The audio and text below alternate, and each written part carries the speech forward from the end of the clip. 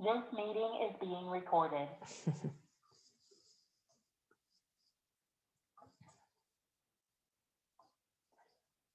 Bueno, un poco de introducción. Mi nombre es Batia Cohen, para la gente que no me conoce y nunca ha tomado clases conmigo. Yo soy originaria de México, soy profesora de Historia del Arte y tengo una especialidad en estudios mesoamericanos, quiere decir los antiguos habitantes de América, desde los mexicas, los mayas, etcétera.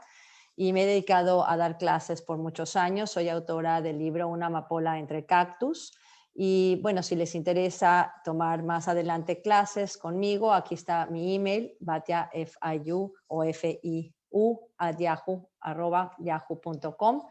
Y me encantaría, bueno, que al final de la clase podamos tener pues alguna especie de pues, observaciones o comentarios. Sin embargo, en esta clase no puedo abrir los micrófonos, pero pueden usar el chat, a través de él se pueden comunicar conmigo y al final de la clase puedo responder cualquier pregunta. La clase de hoy, que se dedica a Basquiat, no es necesariamente una clase acerca de su vida en particular, pero es acerca de algunas de sus obras en el momento climático de su vida y de su obra. Yo escogí algunas obras que ahorita vamos a ver, son obras selectas de su currículum, y aquí tenemos algunas de ellas, las cuales vamos a analizar con gran profundidad. Y las que voy a mencionar, aparte de otras cuantas, unas pequeñas introducciones de otras, pero Per cápita es una que vamos a hablar, Carlos I o Charles I, y la otra que se llama In Italian. Escogí estas porque son de diferentes años, son estos 3 años que es una de las culminaciones de los momentos más importantes de la vida de Basquiat.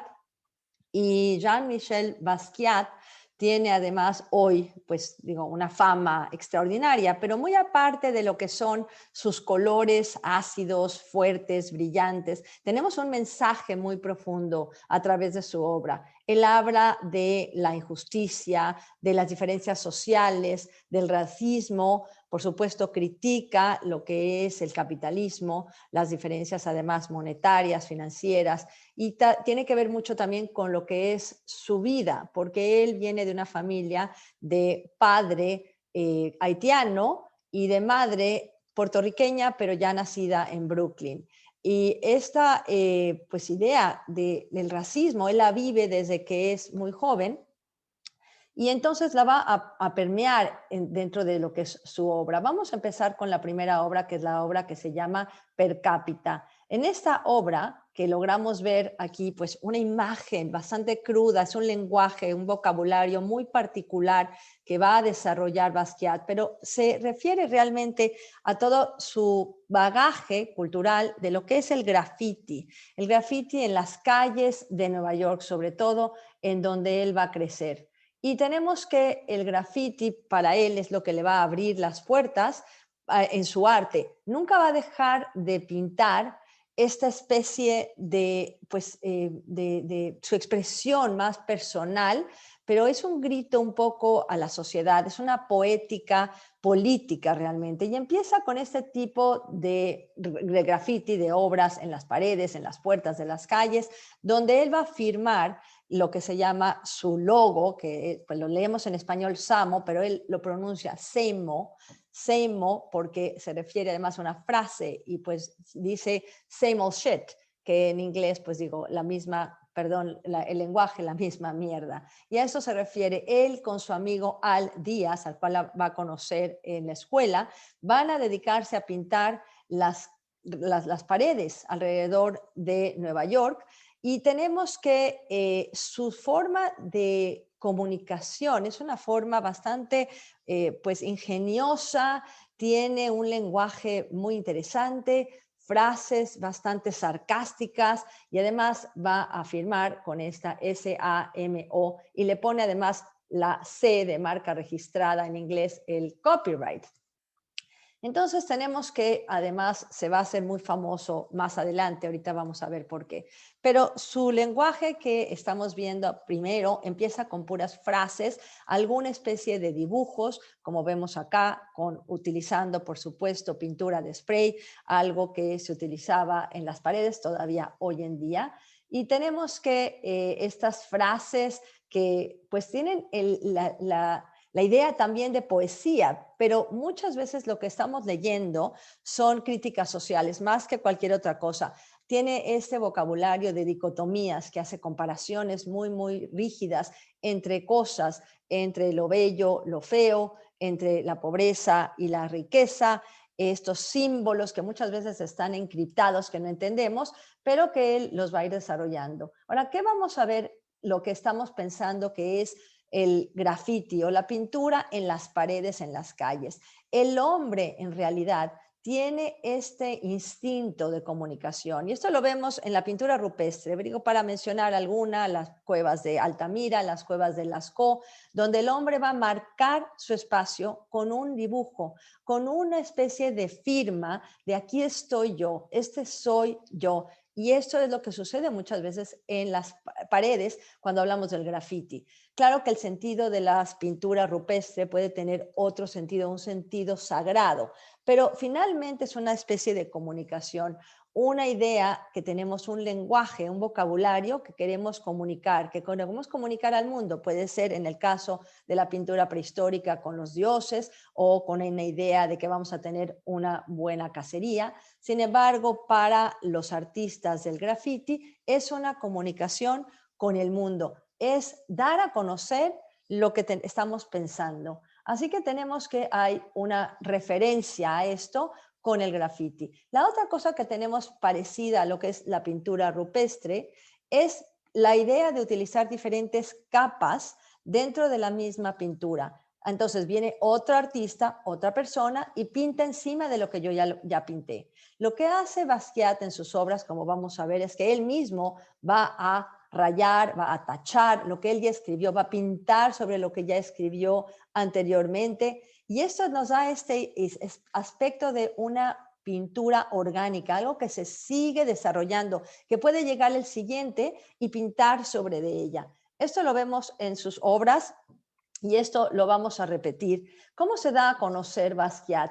En realidad es un momento de suerte, porque en 1978, cuando él está pintando en las calles, hay un interés en lo que está pasando en Nueva York y el escritor, el reportero, Faflik, va a escribir un artículo muy interesante en la revista Village Voice acerca de esto. Y justo en la fotografía aparecen el mismo Basquiat y su amigo Al Díaz. Y esto es voy a leer lo que exactamente está describiendo el escritor. Prácticamente habíamos dejado de mirar las paredes hasta este otoño, cuando notamos algo nuevo. Samo es el logo del más ambicioso y sentencioso de la nueva ola de Magic Marker Jeremias. Esto es una idea que además es interesante porque cuando uno camina por las calles y pensemos por supuesto en Nueva York, Manhattan en específico, está llena de graffiti, pero cuando empezamos a leer lo que dice, si es que hay algo que podemos entender, entonces entendemos una comunicación con esta gente que está viviendo en las calles y uno de ellos, por supuesto, era el mismo Basquiat. ¿Cuál es la diferencia entre lo que es el graffiti y lo que es la pintura de las paredes? Y esto hay una diferencia muy, muy grande. Primero, el graffiti comienza antes, es más antiguo, empieza en los años 70, como expresión además de palabras, de frases. Y lo que vemos que es la pintura de paredes, que esto es la pintura de la calle, es la obra, por ejemplo, ya de artistas conocidos, y voy a mencionar nada más a uno, como Shepard Fairey, y pues para la gente que vive en Miami, las famosas Wynwood Walls. Esto ya es arte que podemos decir que se relaciona más con algo más organizado. El graffiti generalmente está basado en la escritura, es anónimo, mientras que la pintura que ya está pintada con una organización anterior, un orden, una forma de planear, generalmente está firmada, hay un estilo específico del artista y ya sabemos quién lo hizo. La otra cosa que vemos en el graffiti empieza como algo, por supuesto, que es clandestino, que es ilegal, está uno pintando en paredes que no son propias, y la obra de arte que ya vamos en las calles también puede tener esta imagen que es algo clandestino, pero sin embargo ya hay una planeación muchísimo mayor. Y hoy en día se confunden los dos, no quiere decir que uno quita al otro, pero el graffiti es primero, digamos, que la obra pues, en las paredes de las calles. Tenemos que Jean-Michel Basquiat se va a escapar de su casa a temprana edad, cuando tiene 15 años, llaman a los padres y en un momento dado, él le dice al padre, papá, yo voy a ser un día muy, muy famoso. Y de hecho lo logra. Tenemos una fotografía aquí en Washington Square Park, en el año de 75 más o menos. Su madre era de familia de Puerto Rico, va a vivir un tiempo en Puerto Rico también, y la madre tiene problemas mentales, va a estar pues entrando a instituciones mentales muchas veces. Eso también lo va a afectar y también tiene un balance emocional. Jean-Michel Basquiat va a usar muchísimas drogas, como lo sabemos, va a estar metido en este círculo y además en los años 80 tenemos la idea de que vivir en las calles, los artistas de las calles, las drogas, se va a idealizar un poco esta imagen. Claro que no es algo real, es una vida muy fuerte. Y vemos acá en esta obra que se llama Per Cápita, que parecería que es el caos de la ciudad.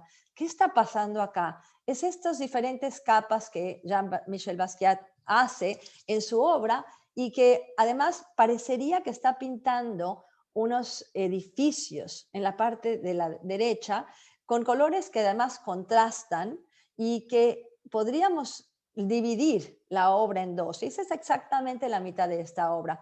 Sin embargo, obras que luego hace en paneles de madera, en puertas inclusive, en telas, en lienzos, siempre van a tener la misma sensación que está pintando de una manera muy rápida, un lenguaje muy crudo, como lo vemos acá, exageradas las expresiones, sobre todo el alargamiento de los brazos, exagerados pies, por ejemplo, acá. Hay además siempre la escritura y la figura y el fondo y la escritura están en un mismo ámbito. Hay esta interacción entre las dos cosas. Y vemos como el tema, por supuesto, es este que se llama Per Cápita y así se llama el título. Va a conocer a Keith Haring en el año 78.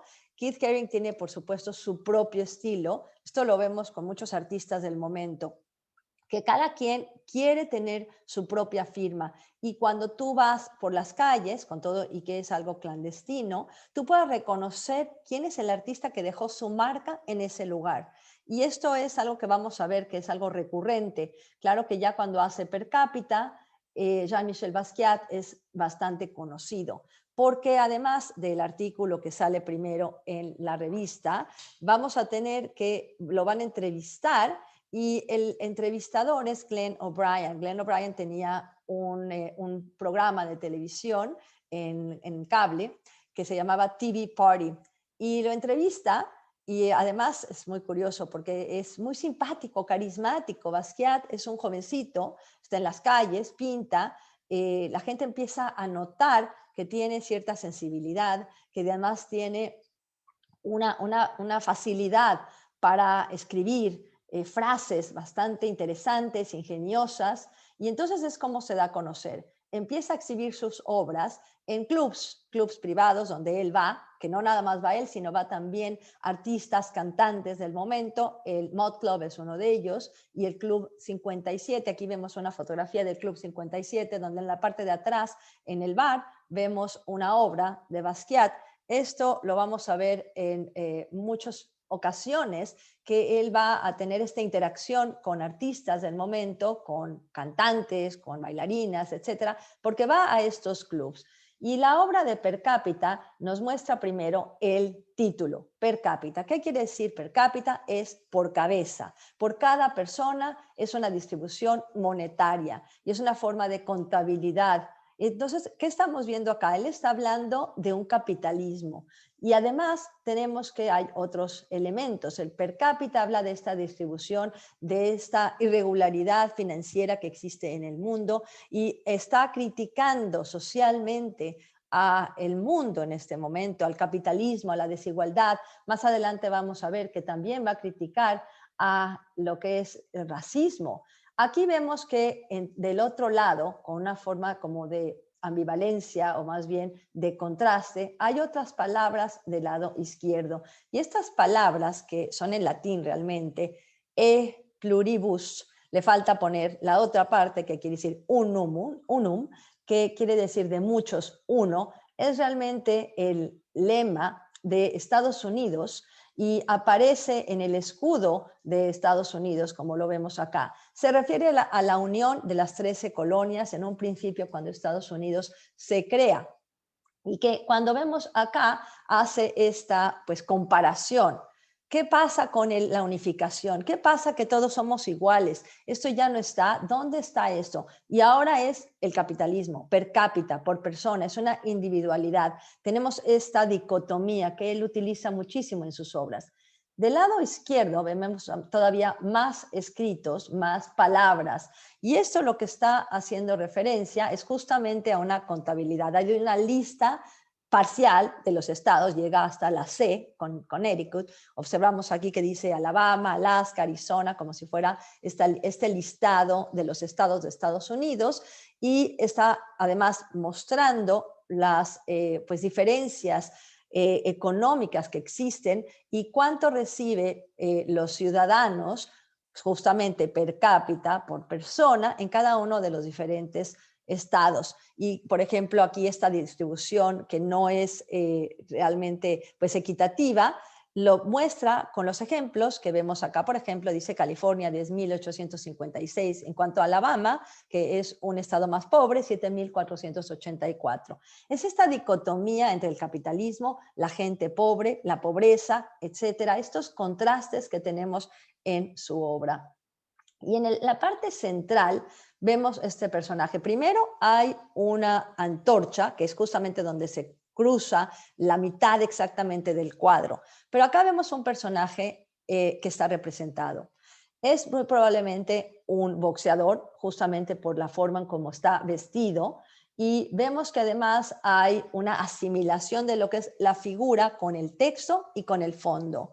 Hay muchos símbolos que están representados acá, hay muchas referencias simbólicas en la obra de Basquiat, y este personaje, el cual vemos en la parte central, tiene esta antorcha. Hay varias referencias con la antorcha. Primero, el tema, por supuesto, del Olimpo, esta universalidad de los dioses del Olimpo, de la antigua Grecia, la unión del mundo, de los hombres, de la humanidad, claro que con las Olimpiadas. Esta es la idea del deporte y la antorcha del ganador, o la antorcha que realmente viene justamente de la época griega, que se hacía realmente estos Juegos Olímpicos desde esa época, y el mismo Zeus, que es el dios, digamos el jefe del Olimpo, es el que aparece con una especie de antorcha, que es realmente uno de sus atributos, es el rayo, porque él es también el dios de los rayos y los truenos, de las tormentas,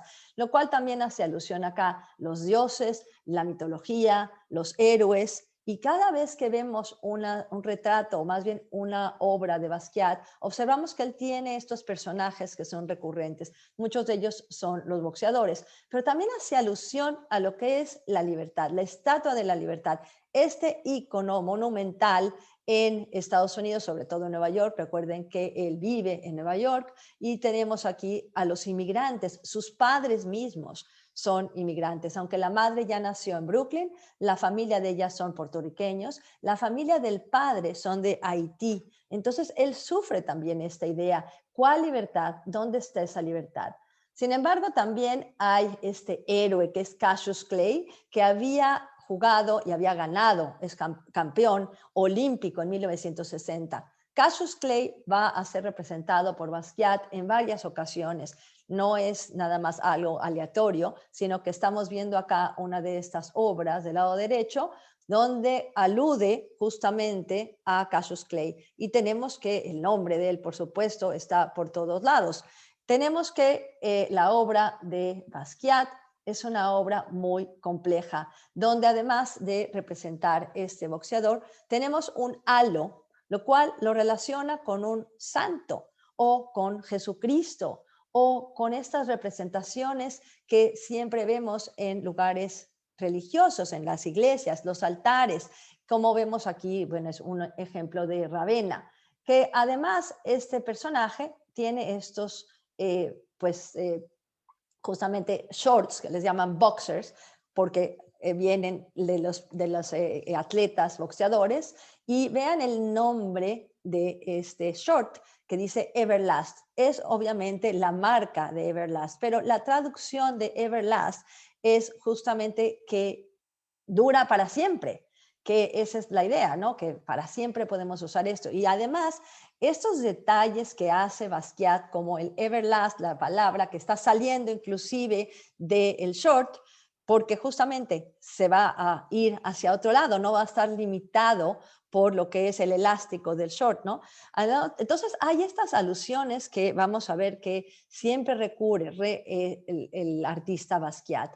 Vemos que en la obra de Per Cápita tenemos esta comparación justamente de que parecerían unos edificios del lado derecho, el color amarillo, el rojo, el rosa, el azul del lado derecho, y del lado izquierdo es donde está el personaje y donde está la mayoría de lo escrito. Hay este efecto atmosférico que vemos en su obra, las frases que son muy ingeniosas y que además nos hacen pensar qué es lo que está representando. Y justamente esta obra, que es un boxeador, que el título de hecho es un boxeador, es una de las obras que vemos donde el personaje recurrente siempre está pintado en negro, porque además él dice, y Basquiat dice, el negro es el protagonista en la mayoría de mis cuadros. Me di cuenta de que no veía muchas pinturas con personas negras en ellas. Así que esto es un grito a la sociedad. Esto es lo que yo soy, dice el mismo Basquiat. Y esta obra se vendió por $13 millones en el año 2008, nada más para que veamos qué importante se ha convertido. Claro que hay una comparación con la obra de Per Cápita, porque la obra de Per Cápita no se trata nada más del boxeador, sino de toda una imagen que está detrás de ella. Justamente en el año que hace Per Cápita va a conocer a Andy Warhol y también a Francesco Clemente, algunos de estos artistas que también son muy famosos. Cuando conoce a Warhol, lo conoce de una forma muy interesante. Hay una historia que él lo ve que está comiendo en un restaurante y Basquiat va a entrar al restaurante con algunas de sus obras y le va a mostrar estas a Warhol. En este instante parece ser que hay un rapport entre los dos y van a tener una gran amistad, van a colaborar varias ocasiones en obras juntos y Warhol, que para este entonces es bastante conocido, lo va a ayudar mucho también lanzándolo en su carrera. Pero ya para este momento Basquiat ya es bastante conocido, no tanto, pero tenemos que va a conocer al artista Sandro Chia, es un italiano, es un pintor italiano. A través de él conoce a Anina Nosei. Anina Nosei es la dueña de una galería muy importante en Nueva York y lo van a invitar a una exposición que se llama Public Address, junto con otros artistas que estaban también pintando graffiti en las calles, Keith Haring, ahora uno de los más conocidos, pero Jenny Holzer también, amiga de él, Barbara Kruger, lo mismo, y Peter Nadine, que van a exhibir juntos. Acá lo vemos enfrente de algunas de sus obras exhibidas en ese momento. Va a exhibir con lo que se llaman los neoexpresionistas. Dentro de los neoexpresionistas tenemos a Julian Schnabel, que vemos la obra en la parte de atrás, David Saal, que es otro artista importante, Francesco Clemente, al cual mencioné, y Enzo Cucci y muchos otros, por supuesto. Van a tener bastante éxito en sus exhibiciones. Y a través de Glenn O'Brien, el que había sido el anfitrión de justo la entrevista que le hacen, Glenn O'Brien va a hacer una película una película que se va a llamar The New York Beat. Y esta película, que realmente nunca se estrena, por cierto, pero Basquiat es el actor de esta película, supuestamente. Está basada realmente en la vida de lo que sucede en Nueva York en ese entonces y pues un poquito libremente hablando de la obra de Basquiat y de los artistas del momento.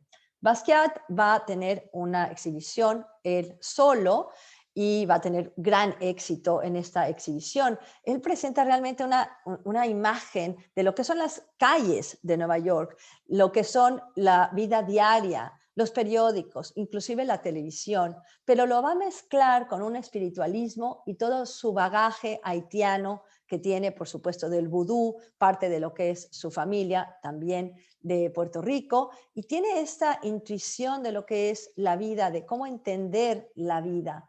Y va a vender algunos de sus cuadros. De hecho, vende uno de sus primeros cuadros a Debbie Harry. Debbie Harry es parte del grupo Blondie de los años 80, por supuesto que es muy conocida en ese entonces, pero claro, compra su obra por $100. Ahora imagínense, hoy valen millones y millones de dólares sus obras.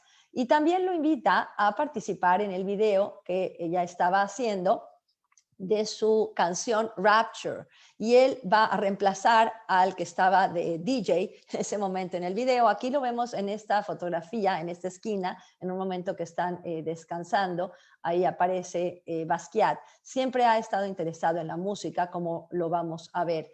Y esta obra, que se llama Charles I o Carlos I, hecha en 1982, se refiere a dos cosas. Primero, al rey Carlos I de Inglaterra, pero también al compositor y músico Charlie Bird Parker, que lo vemos acá, porque a Basquiat le interesa mucho la música, es de hecho músico, toca algunos instrumentos, y aquí vemos que hace una referencia que es interesante ver cómo podemos hurgar cada vez más en la obra de Basquiat, porque hay muchísimos mensajes en su obra. Y vemos que lo primero que tenemos que hacer es ver esta obra como un tríptico. Son 3 paneles, son puestos juntos, claro que hay una unidad, pero si vemos primero cada uno de ellos, del lado izquierdo vemos que este se refiere a los superhéroes, a los reyes, y vamos a ver que tiene la corona, por supuesto, hay ciertos elementos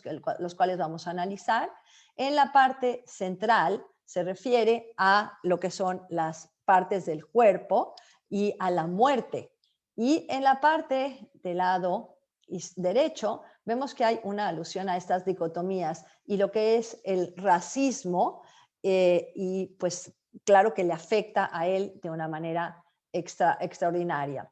Les mencioné que él va a ser músico porque pertenece a una banda que se llama Grey, y que va, aquí lo vemos del lado izquierdo, por cierto, está tocando el clarinete, utiliza los sintetizadores también. Este tipo de música que hacían ellos se refieren a ella como la música del ruido.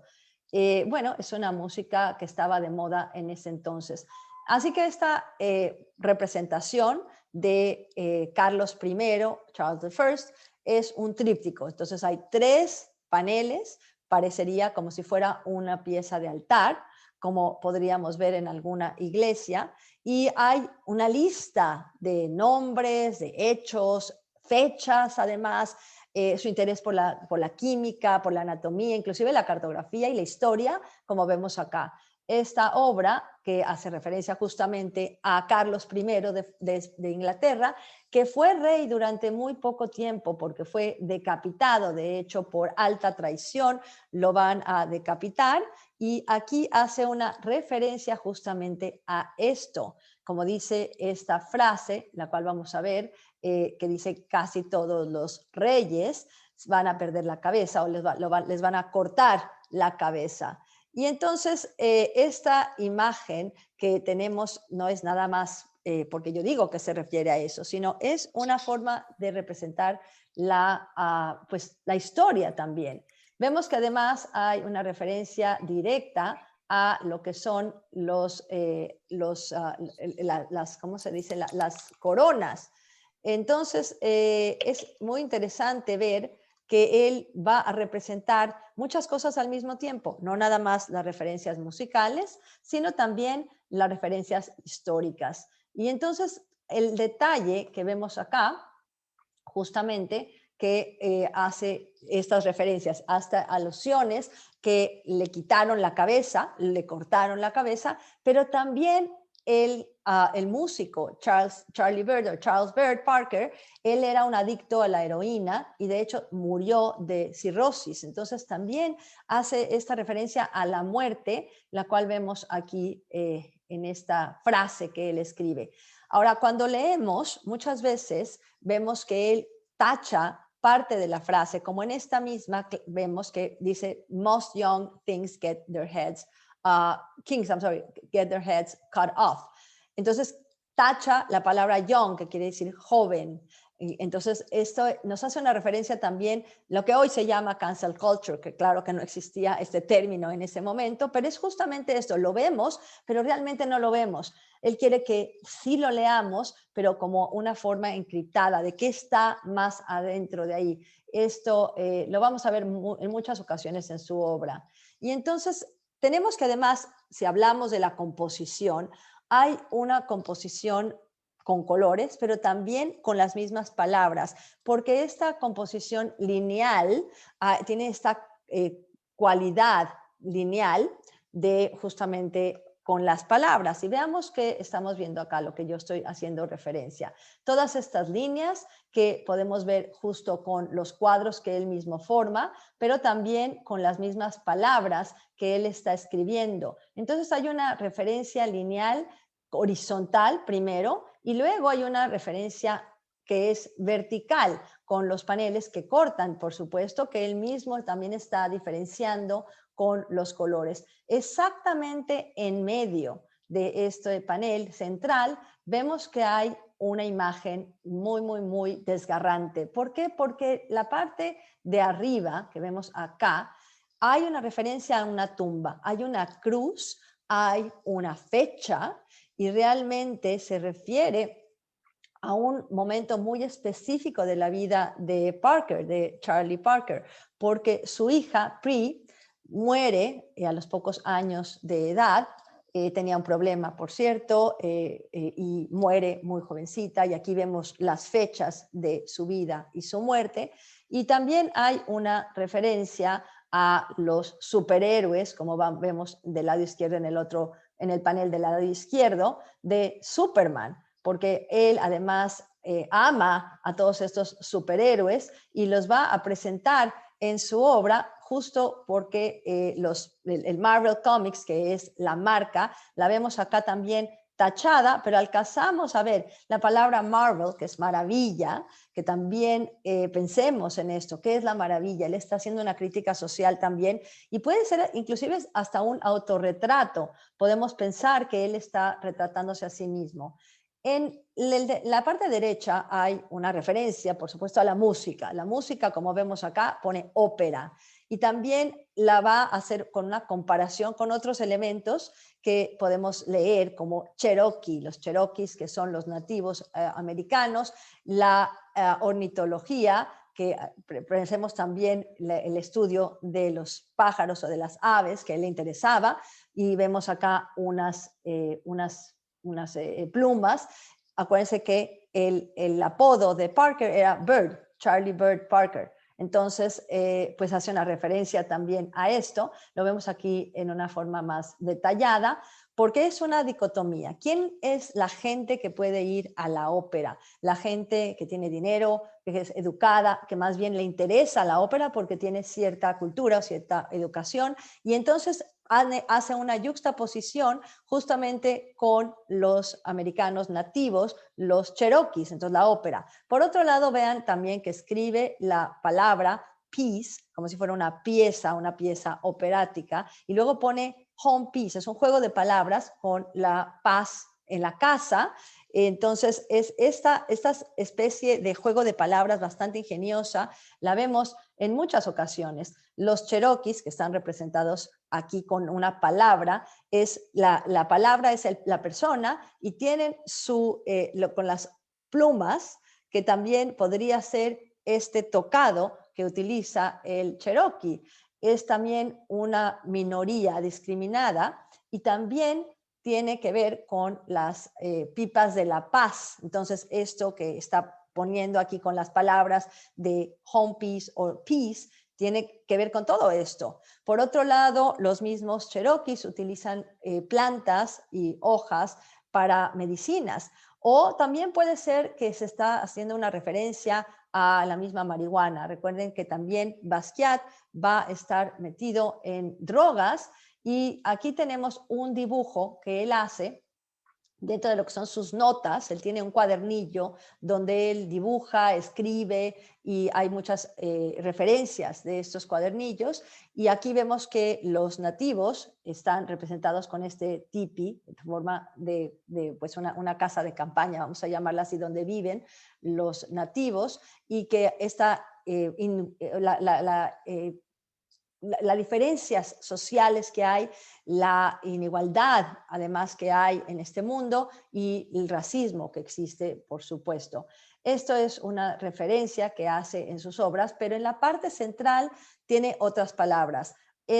Pone las palabras mano, pie y cut off, que es cortado, que la podríamos ver como parte de lo que está del lado izquierdo que habíamos hablado, que tiene que ver con la muerte o la decapitación de Carlos I, pero también mostrando nada más manos y pies y luego poner la palabra cut off. Quiere decir que estos miembros del cuerpo están separados del resto del cuerpo. Además de que vean la mano va a sustituir a la mano que está escrita acá, que él tacha, y los pies sí los escribe y luego cut off. Esto lo vemos también en muchas de sus obras.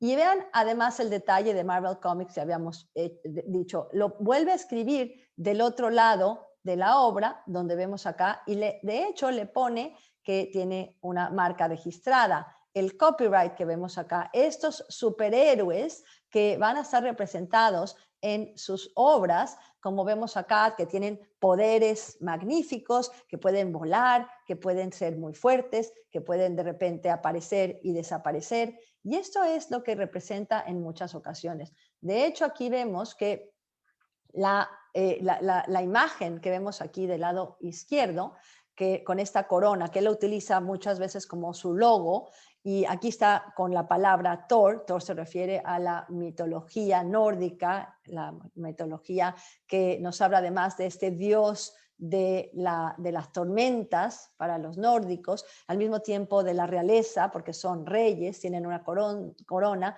o son santos también, cuando hacemos además una comparación con este círculo que está de este lado y que es una referencia a un santo, o el rey que está con una corona.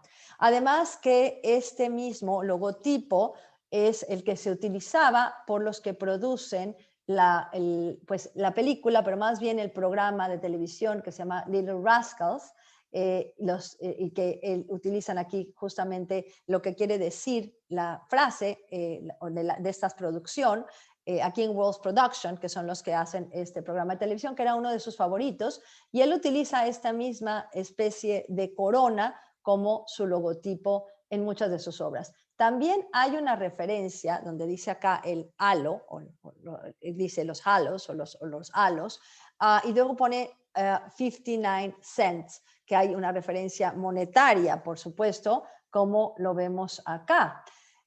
Esto es algo que siempre utiliza, lo que es esta idea de la crítica de la inigualdad, del capitalismo, y hace una referencia a las monedas. Por supuesto que eso lo vamos a ver en repetidas ocasiones.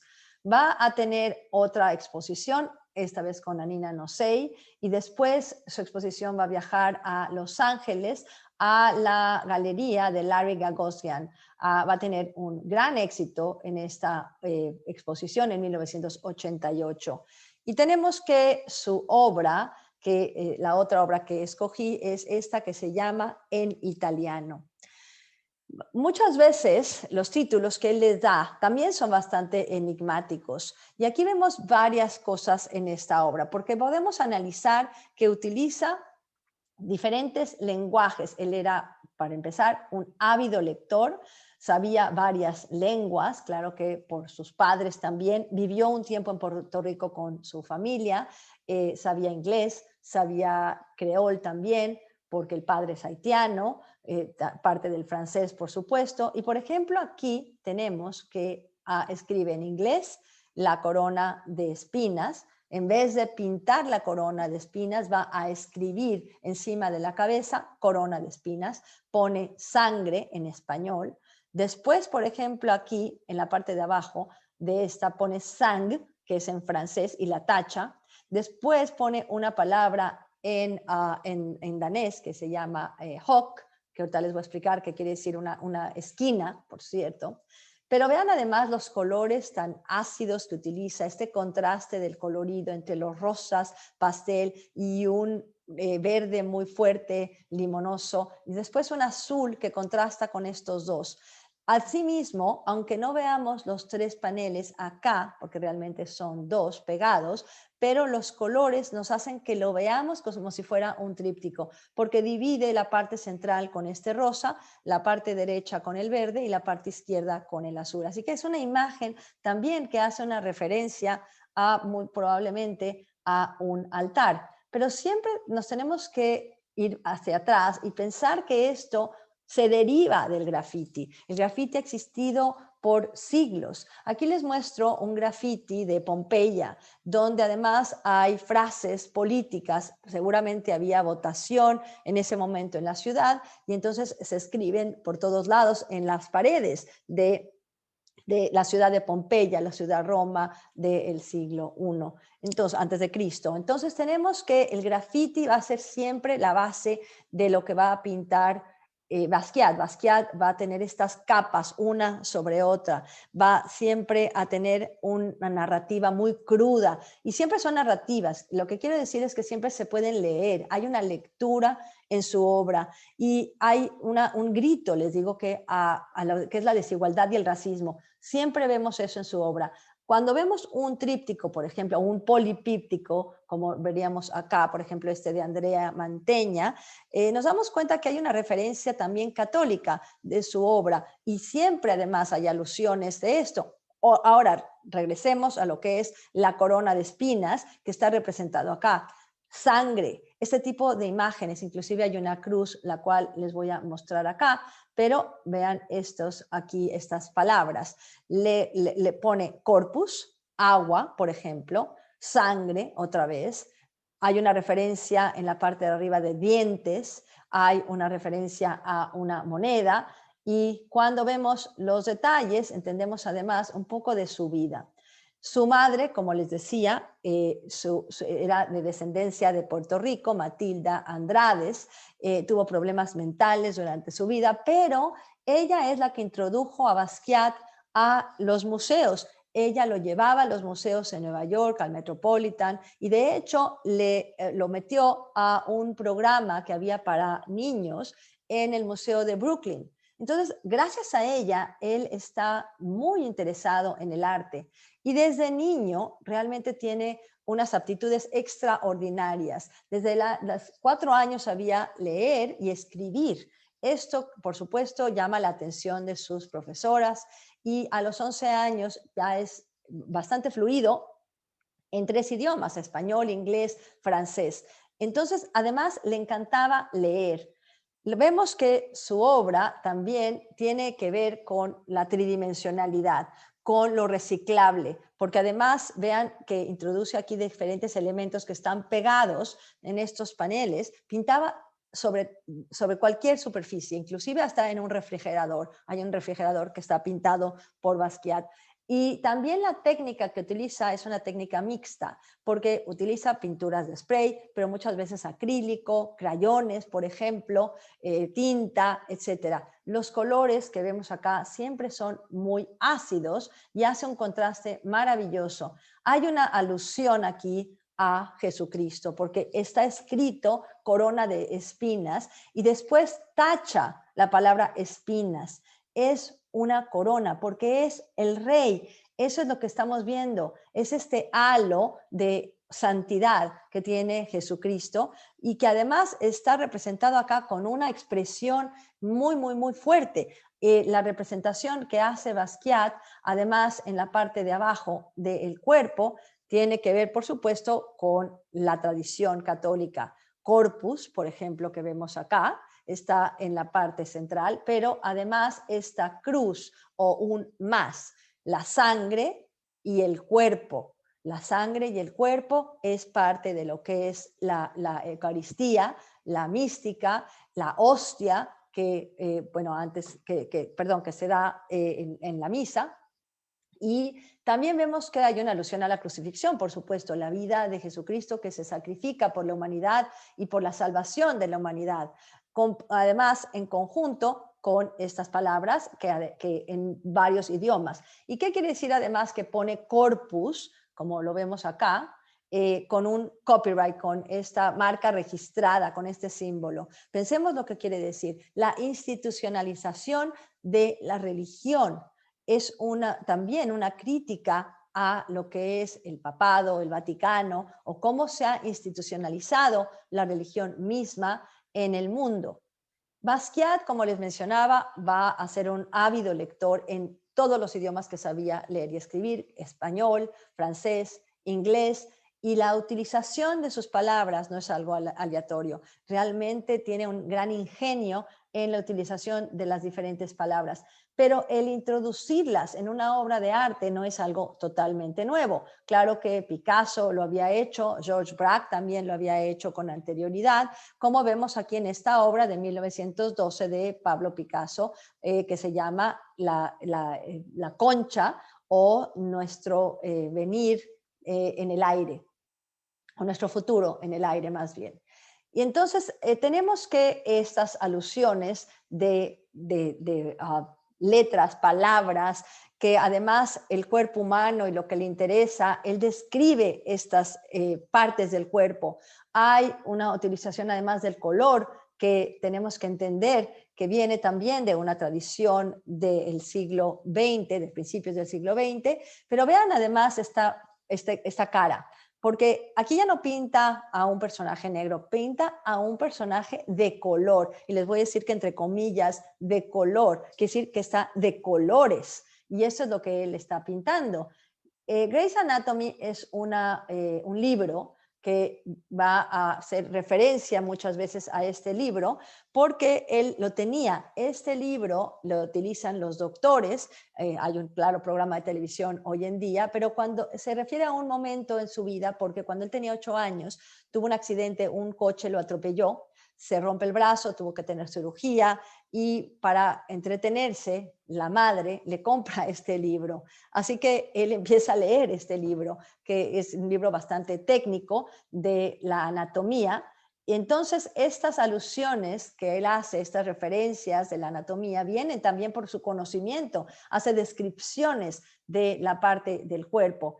Pero hablando de las composiciones que existen antes, o las influencias de los artistas anteriormente, tenemos que mencionar a Matisse. Matisse pintó esta obra de su esposa, que se le conoce como La Línea Verde o Madame Matisse, en 1906, donde utiliza el color como expresión. Aquí vemos que va a romper, digamos, la cara en dos con una línea verde, pero no son colores que realmente los vemos en la naturalidad de la persona o en la piel de la cara de la persona. Son colores que Matisse utiliza para expresarse. Lo mismo que vamos a ver a los artistas del expresionismo alemán, como tenemos a Ernst Kirchner, donde el color es más la expresión de los sentimientos que una descripción, como vemos acá en esta obra.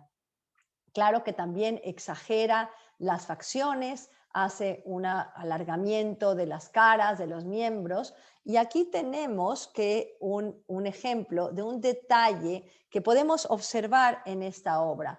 Aquí está escrito, que además está tachado también, el nombre Paulo, Paulo en italiano. Por eso esta obra se llama en italiano, in Italian, se llama en inglés, y es una referencia a uno de los apóstoles, a Pablo.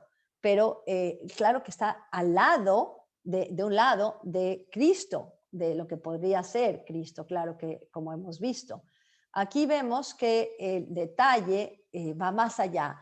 Hay muchos elementos que hacen muchísimas referencias y alusiones muy interesantes, como este detalle en la parte de arriba, porque justamente vemos acá que parece ser una moneda de 25 centavos americana, un quarter, y justamente les puse acá una que inclusive tiene la misma fecha, 1951.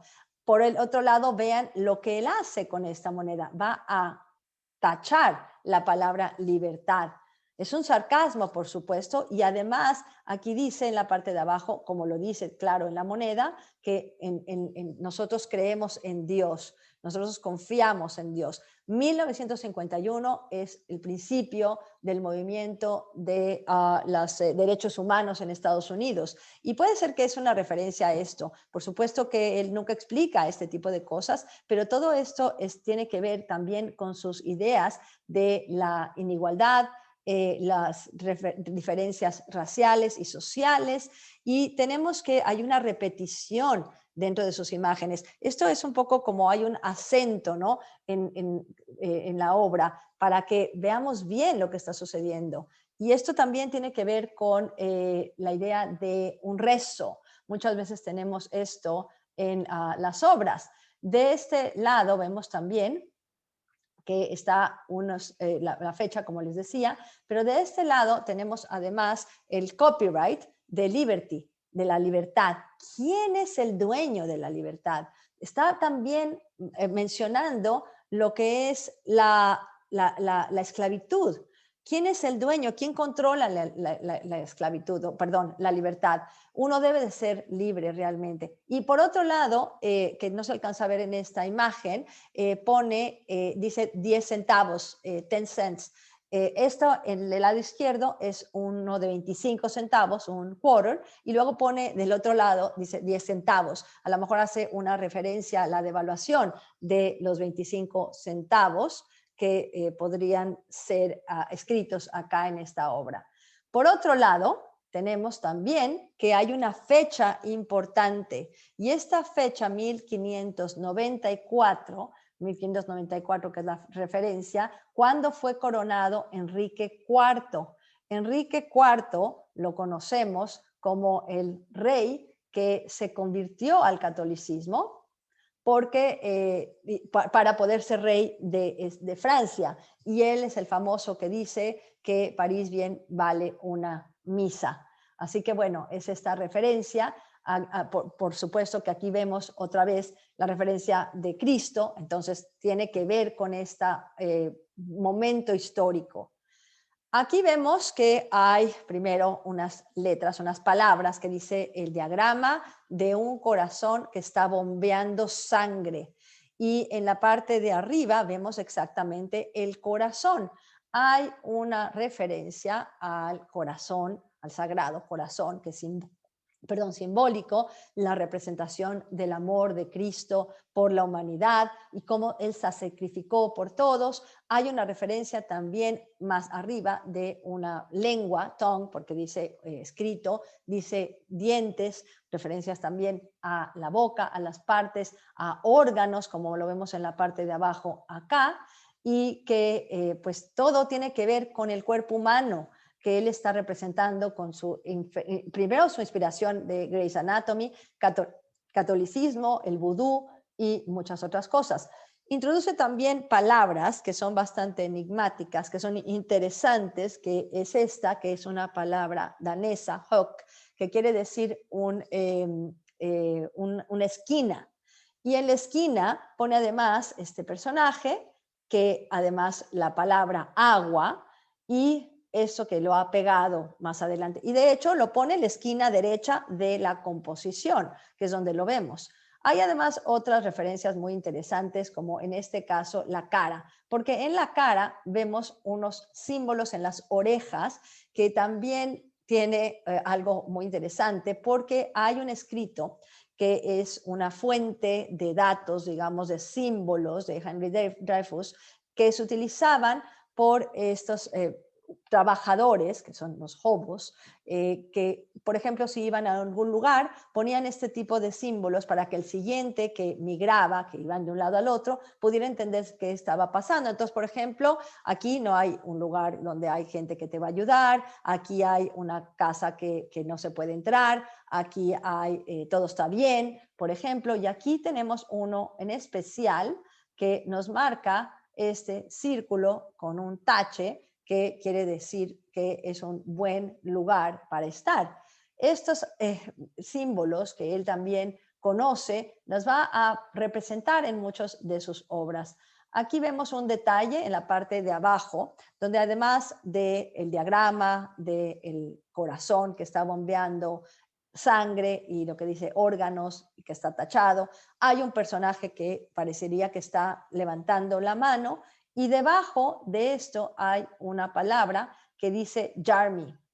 Jarmi se ha interpretado de diferentes maneras. Primero, una alusión a Join the Army en inglés, claro, haciendo burla de esto. Por otro lado, los Jarmis, y esto lo estoy hablando en argot, son mentirosos compulsivos, puede ser, y él está haciendo como bajo protesta, está haciendo como un gesto que parecería que está haciendo una promesa. Está representando aquí probablemente a un boxeador o a alguien que es un luchador, puede ser también. Él mezcla mucho lo que son las prácticas católicas vudús de los haitianos, por supuesto.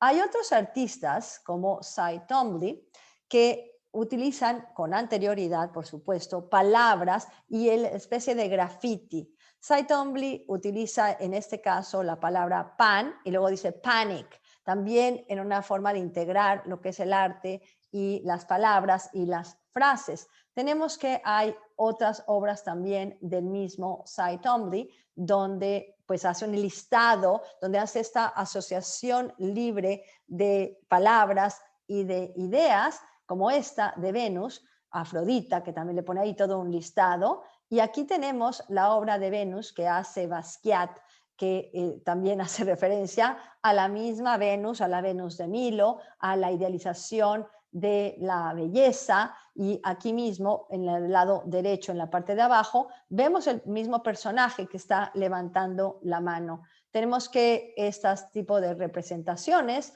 se van a dar en las obras de Cy Twombly, y hay una gran pues referencia a Cy Twombly en específico, porque Cy Twombly hace toda una serie de los que se le llaman scribbles y también raspa sus obras.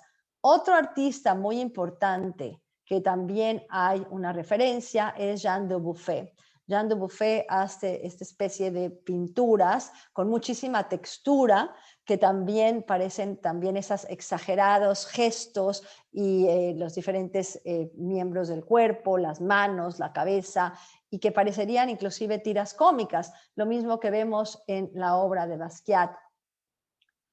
Vemos que además hay una obra interesante que vamos a hablar, que se llama, en la traducción es Legía, y que presenta aquí un detalle de la Mona Lisa, como lo vemos del lado derecho en la parte de abajo, pero también en la parte de arriba del lado derecho dice Nat King Cole, porque hace una alusión directa al pianista, cantante Nat King Cole, que canta su famosa obra Mona Lisa, y que de hecho es la primera vez que vemos que también gente que es blanca se interesa por la música de los negros. Y acá, por supuesto, pone en la parte de arriba del nombre de Nat King Cole la corona, haciendo referencia al nombre King, pero también a sus ideas propias y su logo que él va a utilizar. Y vamos a escuchar un poquito de la música.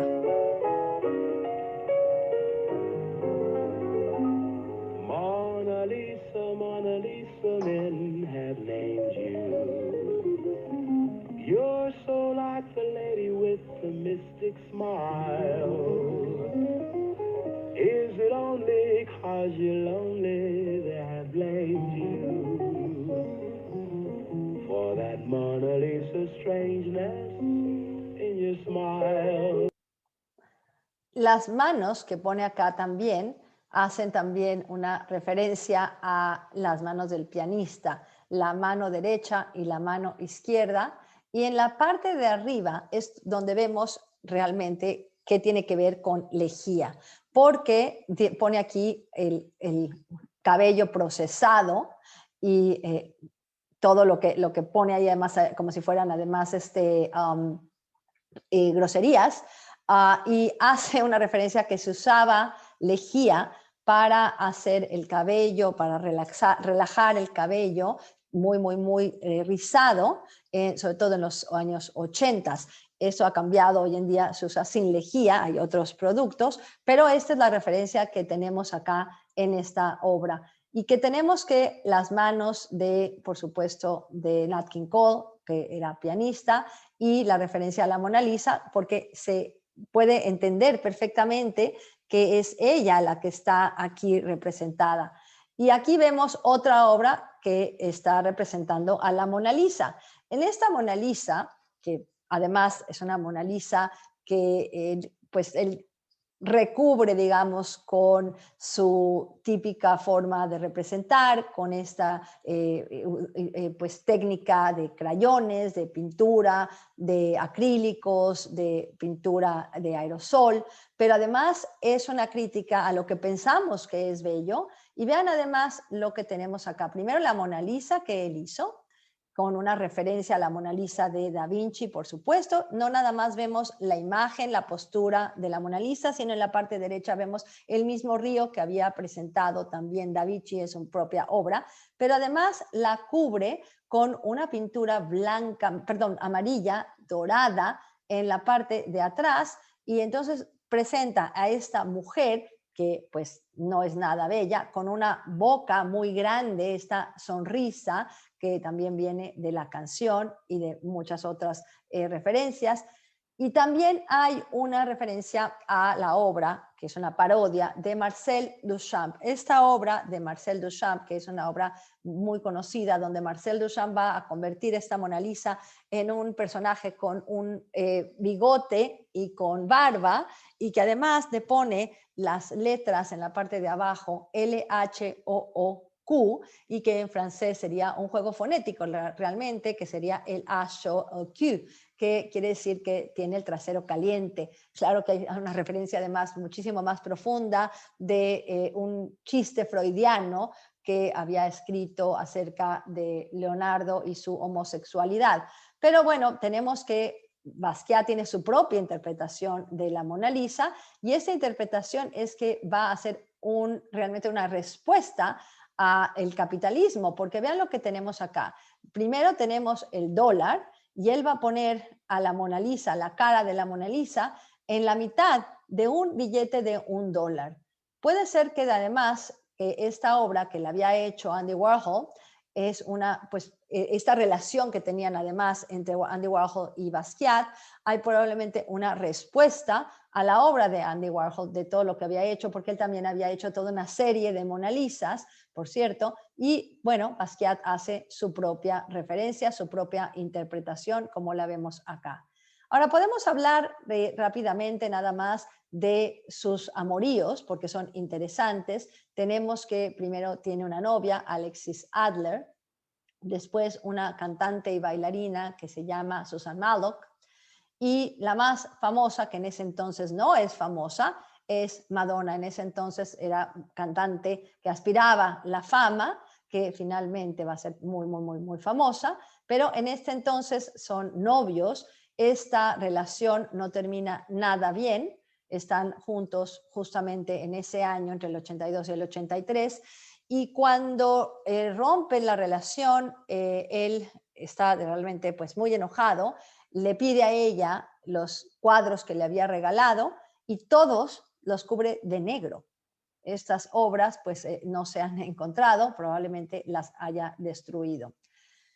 Muchas veces Basquiat va a pintar en su traje Armani, ya para ese entonces, ya en el 84, él vende muy bien su obra, es famoso, cada vez está más inmerso en la droga, también a veces tenía su traje Armani y estaba todo pintado con pintura, no le importaba realmente cómo se veía, trajes carísimos, por supuesto, pero empieza a tener problemas además de paranoia. Claro que eso tiene que ver con que está demasiado metido en drogas y no le importa ni siquiera cómo se ve, por muchos días no se baña, por ejemplo, y de todas maneras su obra cada vez adquiere más fama. En el 85 aparece en la primera página de la revista del New York Times y hay un artículo que habla justamente del nuevo arte, el nuevo dinero y cómo está el mercadeo de los artistas americanos. Pero realmente él está viviendo un mundo totalmente diferente de lo que como había empezado. Su obra sigue siendo muy interesante, cruda, fuerte, con grandes colores, con una además introspección maravillosa y con una observación social muy importante. En el año 1987 muere su gran amigo Andy Warhol y él está devastado por esta pérdida, está sumamente triste, cada vez está más aislado, más adicto a la heroína, sufre de una gran depresión, viaja a Hawái en un momento, a Los Ángeles, tiene varios viajes, pero realmente le afecta demasiado este momento. Y esta obra, que la hace en el año 88, es como parecería ser que él sabe de su inminente muerte o que un día va a acabar muerto. Uno de sus amigos también muere de una sobredosis, también de abuso de la policía. Hay mucho crimen en Nueva York en este momento. Pinta esta obra que está un personaje que está montado en la muerte como si fuera un caballo, claro, humanizado, pero además un esqueleto hecho un caballo humanizado, y otro que está encima, que parecería como un cíclope porque tiene como un ojo, que es el que está encima del caballo montando en este caballo. Y está aislado esta obra, muy diferente a las obras que había hecho anteriormente con estos colores ácidos, fuertes, brillantes, contrastantes. Ahora vemos un personaje solo, aislado, él mismo representándose a sí mismo, muy probablemente acá. Y hay una referencia también a la historia del arte, como la obra de Durero, este realmente grabado más maravilloso de Durero, un personaje que está caminando, montando en el caballo, pero que además hay animales y personajes fantásticos en este paisaje maravilloso de Durero. En cambio, esta obra de Rembrandt, donde tenemos la representación también de este personaje polaco montando sobre un caballo, también aislado, con una montaña en la parte de atrás que pertenece a la colección Frick, que les digo que él siempre hace referencias, aunque no las hace conscientemente, las tenemos. También podemos pensar en toda esta tradición de la danza de la muerte. Hay una tradición muy larga desde el siglo XV, a raíz de la plaga, por supuesto, de la guerra de 100 años.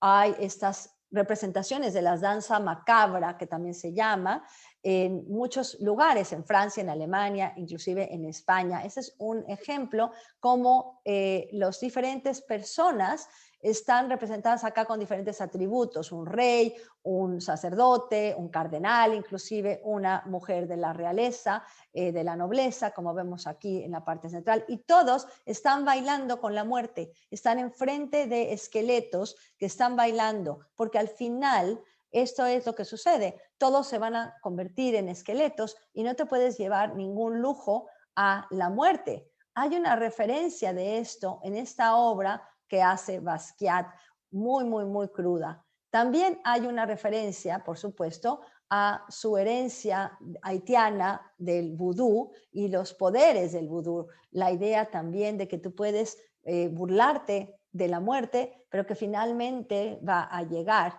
Y tenemos que él hace esta obra. De hecho, él muere ese mismo año de una sobredosis y muere en su estudio en Nueva York.